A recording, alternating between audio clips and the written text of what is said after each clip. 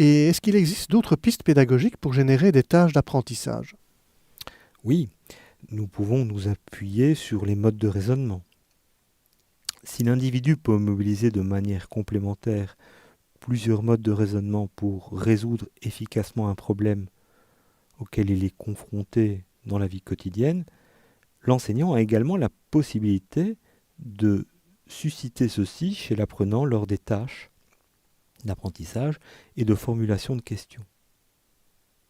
Dans notre exemple, proposé à l'écran, et issu d'une revue éducative pour les enfants de 8 à 10 ans, la séquence pédagogique sollicite le raisonnement par analogie, qui permet d'établir des ressemblances entre des éléments comparables.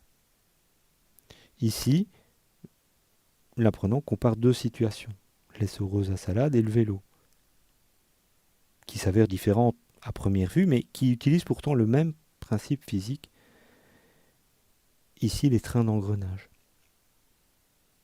La tâche consiste à trouver un même type de relation entre une série d'éléments observés. C'est la logique du c'est comme.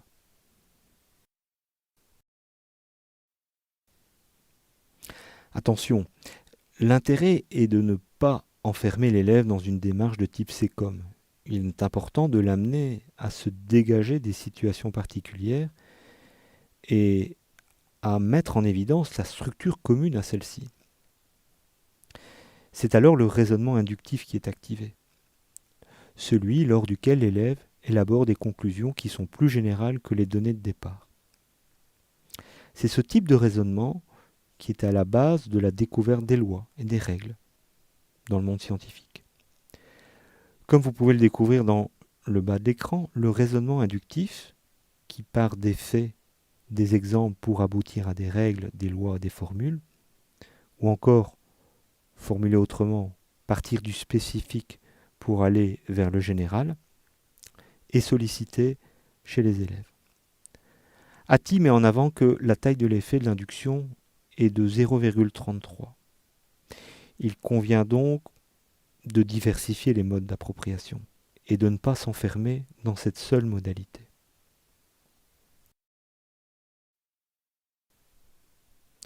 Et quels sont ces autres modes?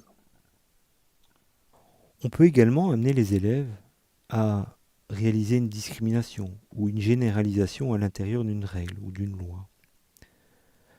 Ce mode de raisonnement, qu'on appelle la transposition, va du général au général. On le met en œuvre dans l'exemple pour achever la règle par rapport au nombre de roues nécessaires dans un train d'engrenage, en haut à gauche de l'écran.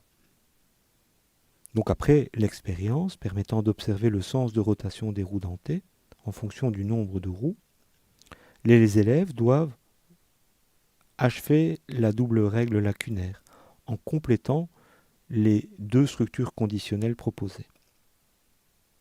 Plus classiquement, le raisonnement déductif amène les élèves à appliquer la règle dans un cas spécifique. C'est en quelque sorte un raisonnement qui va du général au particulier. C'est probablement le mode de raisonnement qui est le plus sollicité en formation. On explique d'abord la règle, la formule, et on demande ensuite de l'appliquer dans des exercices.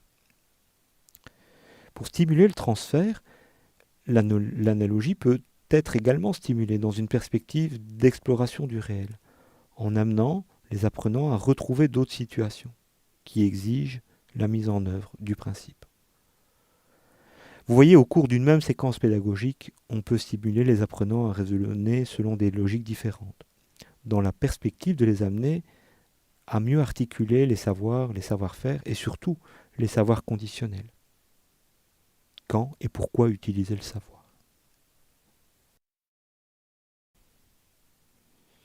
En lien avec le raisonnement analogique, de nombreuses recherches montrent par ailleurs que le fait de soumettre aux élèves des exemples résolus est bénéfique. Ce gain s'explique par le fait que les élèves utilisent plus intensément dans cette situation leur mémoire de travail, car ils cherchent à comprendre le processus de résolution, plus que lorsqu'ils tentent de résoudre le problème par eux-mêmes. Les travaux de Hattie tendent à montrer que l'intégration de problèmes résolus aboutit à une taille d'effet de 0,57.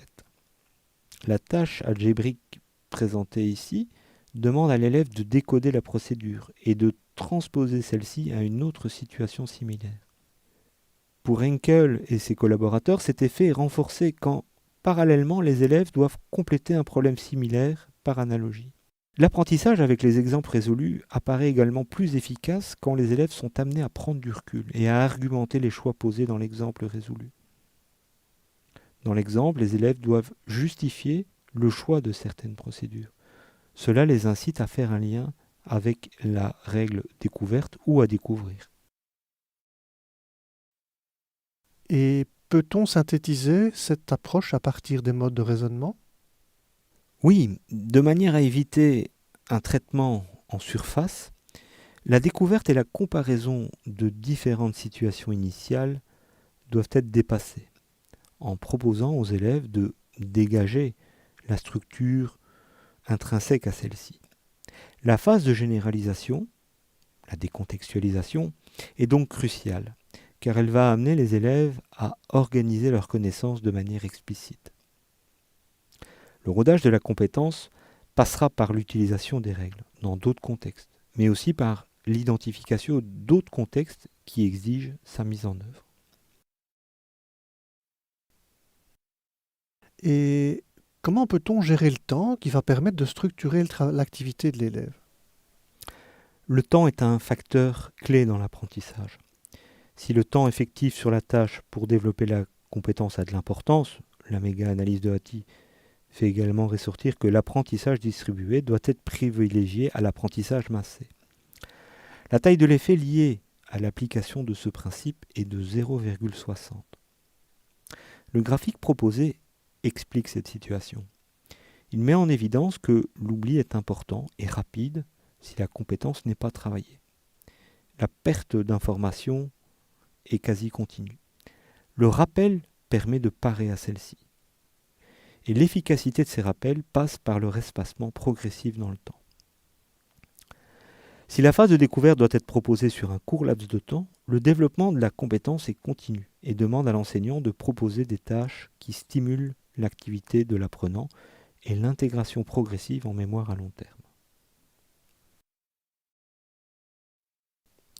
Dans le cadre de cette capsule, nous avons développé l'idée que par rapport à l'alignement pédagogique, plusieurs décisions de l'enseignant, du formateur, peuvent faire la différence sur le développement de compétences des apprenants.